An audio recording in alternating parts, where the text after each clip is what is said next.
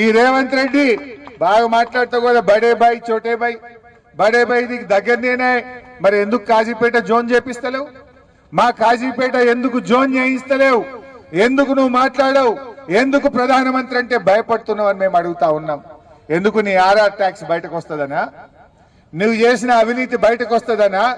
నీ 8 మంది ఎంపీలు ఎందుకు ప్రశ్నించరు అని అడుగుతా ఉన్నా.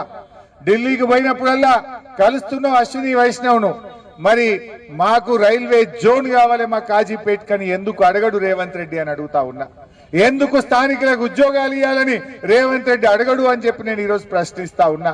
ఇక్కడ ఎంపీగా గెలిచిన కావ్య గారు, ఇక్కడ గెలిచిన 8 మంది కాంగ్రెస్ ఎంపీలు, 8 మంది బీజేపీ ఎంపీలు ఎందుకు పార్లమెంట్ స్తంభింపజేయరు అని నేను అడుగుతా ఉన్నా. బీఆర్ఎస్ ఆధ్వర్యంలో రాబోయే పార్లమెంట్ సమావేశాల్లో రాజ్యసభలో ఈ అంశాన్ని బీఆర్ఎస్ గట్టిగా మీ పక్షాన పోరాడుతుంది. అవసరమైతే మా వినయ్ భాస్కర్ గారు మా పార్టీ నాయకులందరినీ తీసుకొని వెళ్లి అశ్విని వైష్ణవ్ రైల్వే మంత్రిని కలుస్తాం, స్థానికులకు ఉద్యోగాలు ఇవ్వాలని ఢిల్లీలో మెమోరాండం కూడా ఇస్తామని చెప్పి కూడా తెలియజేస్తా ఉన్నా.